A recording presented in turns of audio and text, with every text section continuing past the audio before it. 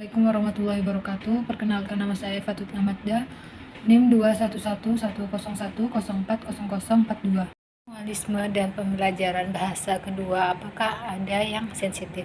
Bilingualisme, kemampuan berbicara dua bahasa, memiliki efek positif dalam perkembangan kognitif anak.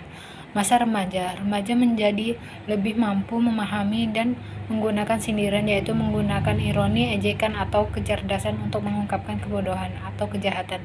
Pengaruh biologis dan lingkungan, sebagian besar bahasa adalah proses di belahan otak kiri. Strategis, selain pidato yang diarahkan pada anak untuk meningkatkan penguasaan bahasa anak, termasuk menyusun kembali, memperluas, dan memberi label.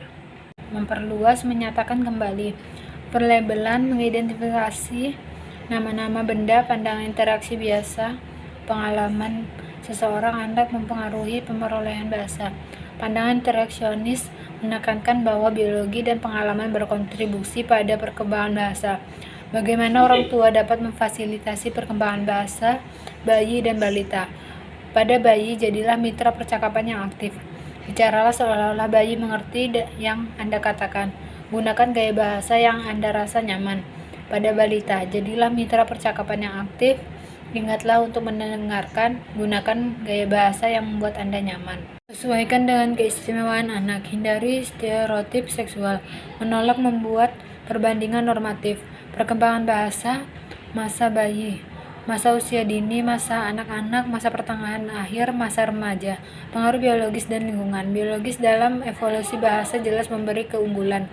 Lingkungan pengaruh lingkungan perbedaan perkembangan bahasa anak. Emosional. Emosi sebagai perasaan atau pengaruh ketika orang dalam keadaan atau interaksi yang penting bagi mereka.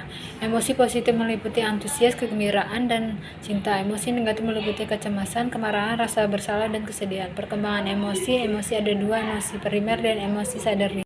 Bayi memiliki dua tangisan dasar, tangisan nyeri. Ada dua jenis senyuman bayi, senyum reflektif, senyum sosial.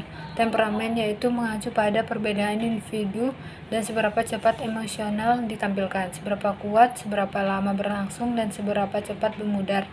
Dua tipe dasar temperamen. Anak yang mudah bergaul bersifat positif. Anak yang sulit berinteraksi negatif dan sering menangis. Kebaikan, kecocokan, dan pengasuhan. Perhatian dan penghormatan terhadap individualis. Penataan lingkungan anak. Sosial, keterikatan pada penitipan anak. Orientasi sosial sejak awal perkembangannya, bayi terpikat oleh dunia sosialnya. Lampiran adalah ikatan emosional antara dua ketertarikan pada keterikatan, terutama pada bayi dan pengasuhnya.